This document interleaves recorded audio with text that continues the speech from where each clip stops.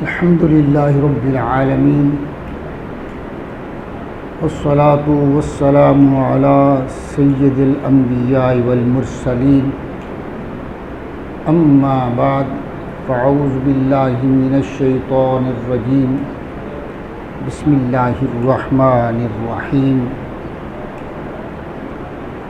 وما هذه الحياة الدنيا إلا لهو ولعب وإن الدار الآخرة لهي الحيوان لو كانوا يعلمون صدق الله العظيم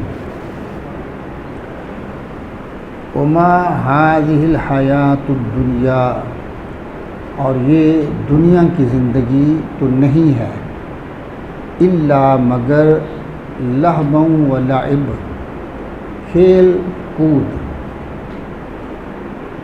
وَإِنَّ الدَّارَ الْآخِرَةَ لَهِيَ الْحَيَوَانُ اور بے شک آخرت کا گھر جو ہے ضرور وہی سچی زندگی ہے لَوْ كَانُوا يَعْلَمُونَ کیا اچھا تھا کہ اگر تم جان جاتے اس کو پہچان جاتے دنیا کی زندگی کو اللہ تعالیٰ فرماتا ہے یہ لہو ہے لعب ہے لہو کا معنی یہ ہوتا ہے کہ آپ کو بڑا اہم ترین کام ہے اس سے جو چیز آپ کو غافل کر دے اہم ترین معاملے سے آپ کو بلا دے وہ کیا ہوگا وہ کام جو آپ اس کے عوض کر رہے ہیں وہ کیا ہوگا وہ لہو ہوگا وہ کیا ہے لہو یعنی بندہ اپنے مقصود جو ہے جو مطلوب ہے اس کو چھوڑ کر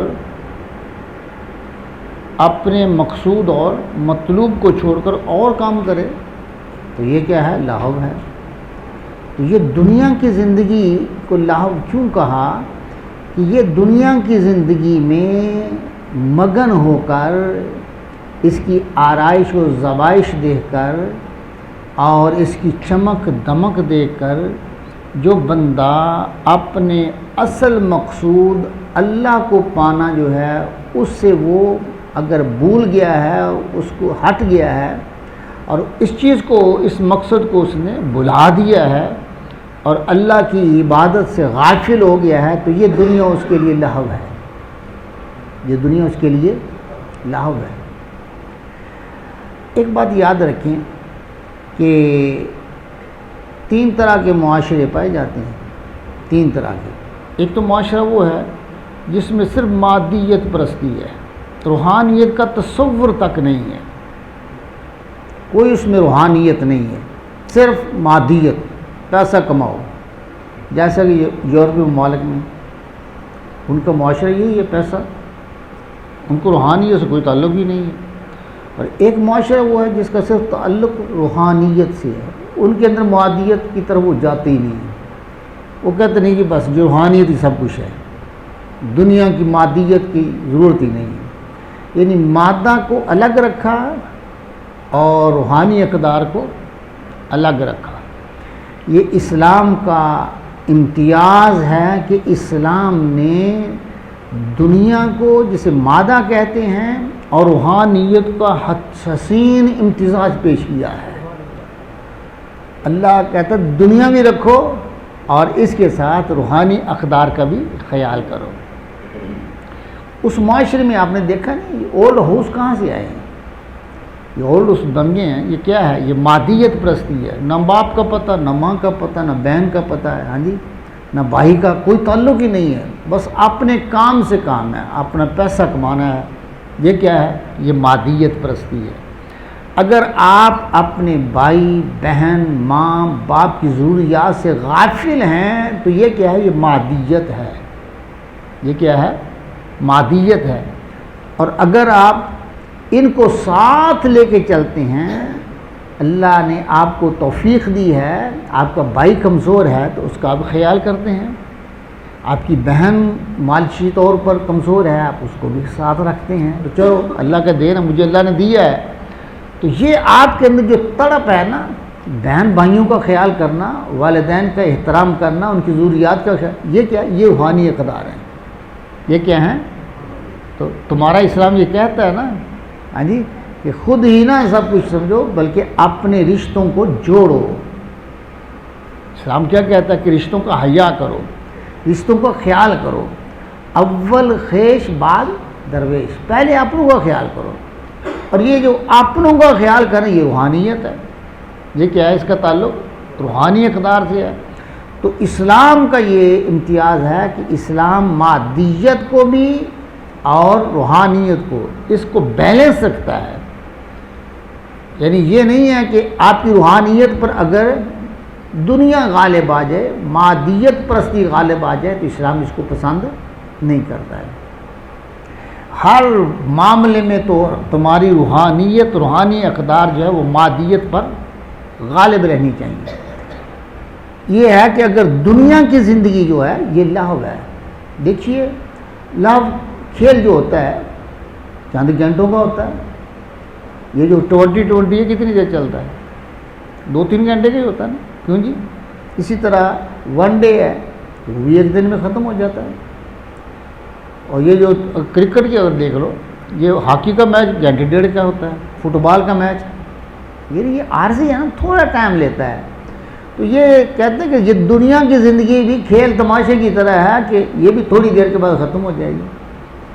آپ کی لمٹ ہے نا، ہاں جی، ایک دن مر جانا ہے، اور یہ دنیا کی زندگی ختم، عارضی ہے، لاہب ہے، فضول ہے، ہاں جی، یہ کھیل کود ہے۔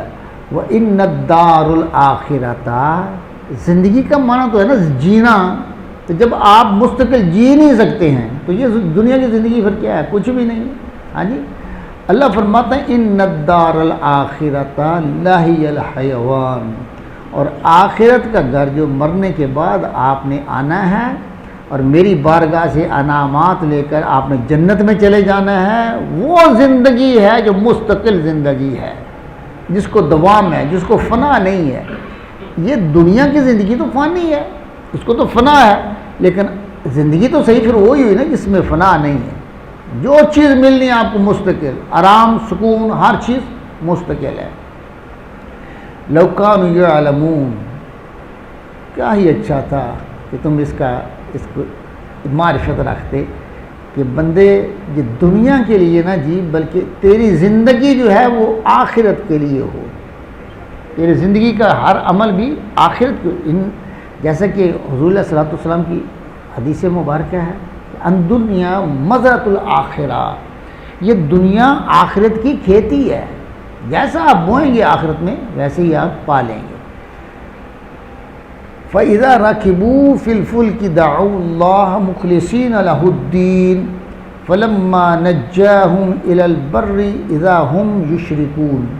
اب یہ کفار کے ایک جو ہے نا ان کا رویہ جو ہے اس کو بیان کیا جا رہا ہے کہ جب وہ کشتیوں میں سوار ہوتے ہیں اور سمندر کے اندر لہریں تپیڑے مارتی ہیں اور ان کی کشتیاں ہچکولے کھانے لگتی ہیں، گرداب میں پھنس جاتی ہیں طوفانوں کے اندر، تو پھر کیا ہوتا ہے؟ اللہ فرماتا ہے دعوا اللہ، وہ پھر اللہ کو پکارتے ہیں، پھر انہیں اللہ یاد آ جاتا ہے۔ ویسے بت رکھے ہوئے ہیں، لیکن جب وہ کوئی تکلیف آتی ہے، مصیبت آتی ہے، تو پھر اس ٹائم کیا ان کا ہوتا ہے کہ وہ اللہ کو پکارتے ہیں۔ پکارنے کا انداز کیا؟ مخلصین لہ الدین، یعنی وہ پکارتے ہیں مخلص ہو کر، ہاں جی، اس عقیدے کو مخلص ہو کر، جیسے وہ اب اللہ کے ہو کے رہ گئے۔ یہ مخلص کا معنی ہوتا ہے کہ بندہ جب ایسی حالت آپ کے دل پہ طاری ہو جائے نا کہ آپ کو ہر طرف سے کٹ جائیں، کوئی آپ کو سہارا دینے والا نہ ہو، پھر تم پوری توجہ سے جب اس کی بارگاہ میں اسے پکارتے ہو، اس حالت کا نام مخلص ہے۔ یہ حالت جو ہے نا یہ اخلاص والی حالت ہے، اور یہ بہت بڑا نور ہے۔ اللہ فرماتا ہے ان کی حال یہ ہے کہ جب پھنس جاتے ہیں تو پھر ہر طرف سے کٹ جاتے ہیں، ہر بت کو بھول جاتے ہیں، پھر صرف مجھے پکارتے ہیں، پھر ان کے دل میں اندر میں ہی ہوں۔ آگے فرمایا فلما نجاہم الی البر، جب ہم انہیں نجات دیتے ہیں خشکی کی طرف آ جاتے ہیں، بچ کے آ جاتے ہیں. مطلب یہ ہے کہ کافر ہے، اللہ پر ایمان نہیں لایا ہے، عارضی طور پر اس پر یہ کیفیت طاری ہوئی ہے کہ اس نے ہر طرف سے کٹ کر اس کو یاد کیا، اللہ نے کافر کو بھی نجات عطا فرما دی. کافر ہونے کے باوجود بھی بندہ اگر کافر ہے پھر بھی کچھ عرصے کے لیے کٹ جائے دنیا سے اور ہر طرف سے اس کا آسرا ختم ہو جائے، صرف اسی کو پکارے، اللہ اس کی پکار کو بھی سن لیتا ہے. ہاں جی، تو پھر مومن کا حال کیا ہوگا؟ ہاں جی، مومن کا حال کیا ہوگا؟ قرآن کہہ رہا ہے کہ نجاہم، ہم اس کو نجات بھی دے دیتے ہیں. آج ہو گیا ہے جیسا کیسا بھی ہے، چلو تھوڑی کیفیت ہی پیدا ہوئی، تھوڑی دیر کے لیے، کچھ دیر کے لیے تو میرا بنا ہے نا، تو میری بارگاہ سے تو خالی نہ جائے. اس کے ذہن میں یہ نہ ہو کہ یہ بھی اللہ بھی میری مدد کرنے والا نہیں ہے، یعنی یہ حال ہے. فرمایا لیکن جب وہ آ جاتے ہیں، سختی ختم ہو گئی، مصیبت ختم ہو گئی، اذا ہم یشرکون، پھر شرک کرنا شروع کر دیتے ہیں. پھر ان کا حال کیا، پھر مشرک ہو جاتے ہیں، پھر شرک کرتے ہیں. اللہ اکبر. تو یہ ہے کافر کا اخلاص ہونا، کہ وہ صرف مصیبت میں اس کو اخلاص کی دولت ملتی ہے، صرف مصیبت کے وقت وہ تھوڑی دیر کے لیے اخلاص کے دائرے میں آتا ہے یا اس کے دل کے اندر اخلاص پیدا ہوتا ہے. لیکن مومن کی شان یہ ہے، سختی آ جائے پھر بھی مولا کی طرف نظر رہتی ہے، خوشی آ جائے، راحت آ جائے پھر بھی اسی کی طرف نظر رہتی ہے. ہاں جی، غمی آ جائے پھر بھی اسی کی طرف ہے. خوشی کے عالم میں ہر وقت بندے کے دل کے اندر، مومن کے دل کے اندر اللہ کی طرف متوجہ رہتا ہے. ہاں جی، جب یہ حال ہو تو پھر وہ بندہ اخلاص والا ہو جاتا ہے، مخلص.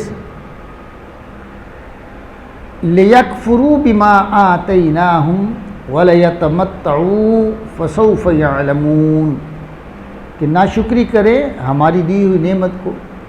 ہم نے نعمت دی ہے، اس کی ناشکری کر لو، ناشکری. ہاں جی، اور وَلِيَتَمَتَّعُوا، اور اسے لطف اندوز ہیں، اسے برتیں جو نعمت میں نے تجھے دی ہیں. فَسَوْفَ يَعْلَمُونَ، تیری اس ناشکری کا، اس کفران نعمت کا. ہاں جی، اتنی نعمتیں میں دے رہا ہوں، تو اس پہ ناشکری کرا، تمہیں پتہ چل جائے گا. آنا تو میری بارگاہ میں. فَسَوْفَ يَعْلَمُونَ، ان قریب، وہ دور نہیں ہے، یوں ہی تیری موت واقع ہو جائے گی، تجھے پتہ چلے گا کہ تو نے کتنے کفران کیے ہیں، کیوں کفران کرتا رہا. اللہ اس کا حساب لے گا. اولم يروا انا جعلنا حرما آمنا ويتخطف الناس من حولهم افبالباطل يؤمنون وبنعمت اللہ یکفرون. اور کیا انہوں نے نہ دیکھا، اولم یروا، انہوں نے دیکھا نہیں ہے، انا جعلنا حرما آمنا، ہم نے حرم پاک کو ان کے لیے امن کی جگہ بنایا ہے. ہائے ہائے، ہیں کافر. فرمایا یہ چھوٹی نعمت ہے کہ میں نے تمہیں حرم میں امن عطا کیا ہوا ہے. امن ہے. وَيُتَخَطَّفُ النَّاسُ مِنْ حَوْلِهِمْ، ارد گرد کے علاقوں میں دیکھو کہ لوگ ایک دوسرے کو اٹھا کے لے جاتے ہیں، زور سے، جس کے اندر زور تھا وہ اٹھا کے لے جاتا ہے اور پھر اس کو اپنا غلام بنا لیتا ہے. لوٹ لیتے ہیں، قافلے لوٹے جاتے ہیں. جو زور والا ہے وہ دوسرے پر قبضہ کر لیتا ہے، اس کے چشموں پر قبضہ کر لیتا ہے. ہاں جی، ان کی جائیدادوں پہ قبضہ کر لیتا ہے. یہ آپ اپنے ارد گرد دیکھیں نا، قبائل کے اندر کیا حال ہے. اللہ مکہ والوں سے کہہ رہا ہے، فرمان ہے کہ دیکھو ارد گرد کے حالات کیسے ہیں، کیسا اضطراب ہے. ہاں جی، کیسی افراتفری ہے، جنگ و جدال ہے، ایک دوسرے سے ڈاکہ زنی ہے، چوری ہے. ہاں جی، لیکن دیکھو کہ تم حرم میں ہو، حرم میں تمہیں امن ہے، کوئی تمہیں اٹھانے نہیں آتا، تمہارے ساتھ کوئی جنگ نہیں کرتا، تمہارے لوگ قدر کرتے ہیں کہ یہ کعبہ والے ہیں، یہ مجاور ہیں. تم اپنے قافلے لے کے جاتے ہو، سلامتی سے واپس آ جاتے ہو. لوگ حیا کرتے ہیں، لوگ حیا کرتے ہیں. یہ تھوڑی نعمت ہے کہ عرب کے اندر کوئی تمہاری طرف میلی آنکھ سے نہیں دیکھتا کہ یہ حرم والے ہیں، تمہارا حیا کرتے ہیں. یہ تھوڑی گال ہے. یہ تھوڑی بات ہے. افبالباطل یؤمنون ونعمت اللہ یکفرون، تو کیا باطل پر یقین لاتے ہو؟ تو یہ شرم نہیں آتی کہ امن میں دوں اور جھکتے ہو تم بتوں کی طرف؟ ہاں جی، امن میں دوں، سکون میں دوں، ہاں جی، آپ کو عزت و احترام میں دوں، سب کچھ میری بارگاہ سے آ رہا ہے. یہ نعمتیں اور عظیم نعمتیں ہیں، اور اس کے مقابلے میں آپ کیا کرتے ہیں کہ آپ باطل کی پوجا کرتے ہیں. وَمِن نِعْمَتِ اللَّهِ يَكْفُرُونَ، اور اللہ نے جو نعمتیں دی ان کا تم انکار کرتے ہو، ان کا تم انکار کر رہے ہو. وَمَنْ أَظْلَمُ مِمَّنِ افْتَرَىٰ عَلَى اللَّهِ الْكَذِبَ، اور جس نے، اس سے بڑا ظالم کون ہے جس نے اللہ پر جھوٹ باندھا. جو اللہ پر جھوٹ باندھے اس سے بڑا ظالم کون ہے؟ یعنی وہ شرک کرتا ہے، کسی کو اللہ کا بیٹا کہتا ہے، کسی کو اللہ کی بیٹیاں کہتا ہے، یعنی اللہ کے ساتھ شریک بنا رہا ہے. اس سے بڑا ظالم کون ہے؟ جھوٹ بولتا ہے، بکواس کرتا ہے، جھوٹے عقائد گڑھتا ہے. او کذب بالحق لما جاءہ، یہ حق کو جھٹلائے جب وہ اس کے پاس آ گئے. حق آ گیا ہے تو اس کو وہ جھٹلا رہا ہے. اس کے پر واضح ہے کہ یہ بت جو ہیں یہ الہ نہیں ہے، بلکہ الہ حق کون ہے؟ اللہ. ہاں جی، اور یہ حق تمہارے پاس آ بھی گیا ہے قرآن مجید کی صورت میں، حضور علیہ الصلوۃ والسلام کی ذات مبارکہ. ہاں جی، یہ حق تمہارے پاس آ گیا ہے کہ وہ شخص تمہارے پاس ہے جس نے کبھی جھوٹ نہیں بولا، جس نے کبھی امانت میں خیانت نہیں کی.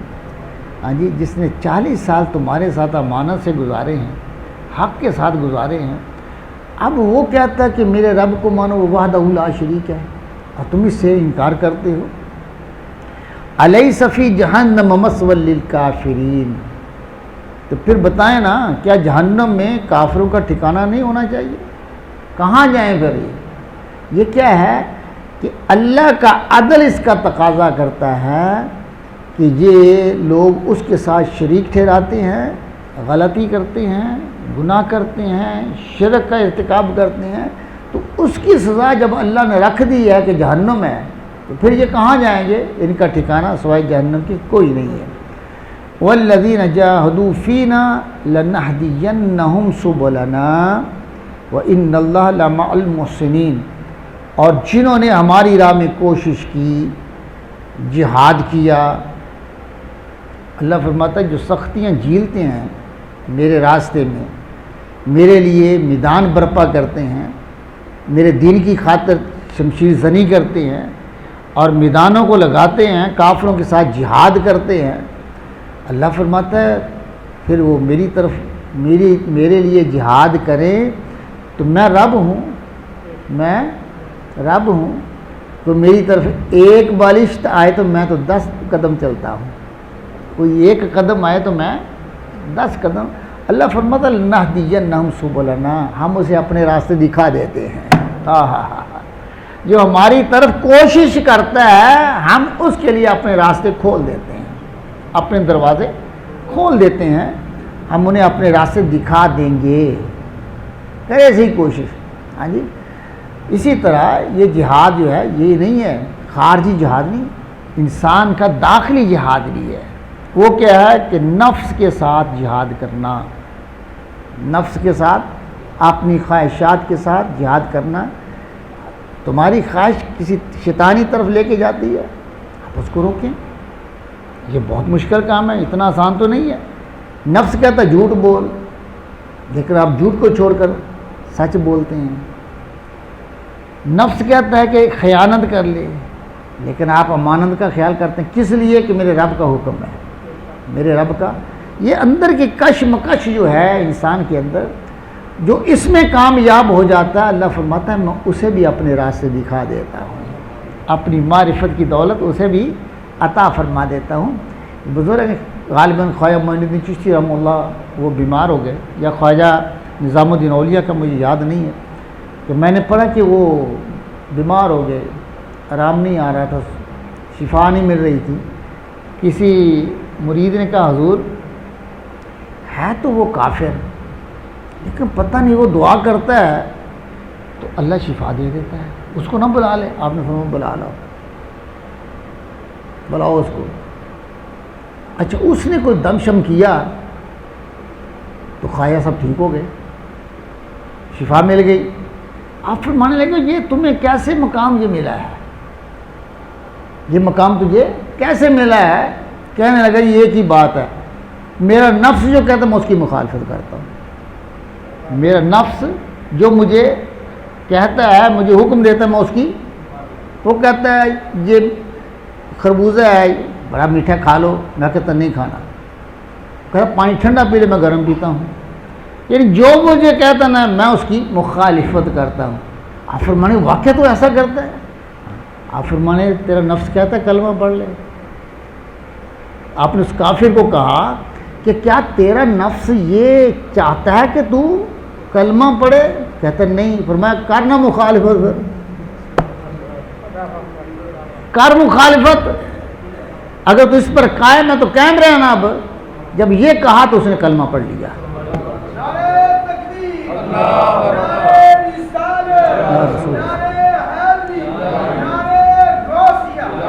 والذین جاہدوا فینا لنہدینہم سبلنا، جو ہماری بارگاہ کی طرف کوشش کرتا ہے ہم اسے اپنا راستہ دکھا دیتے ہیں، ہم اسے اپنا راستہ دکھائیں گے۔ وَإِنَّ اللَّهَ لَمَعَ الْمُحْسِنِينَ، اور بے شک اللہ تعالیٰ نیکیوں کے ساتھ ہے، احسان کرنے والوں کے ساتھ ہے۔ ایک عدل ہے، ایک احسان ہے۔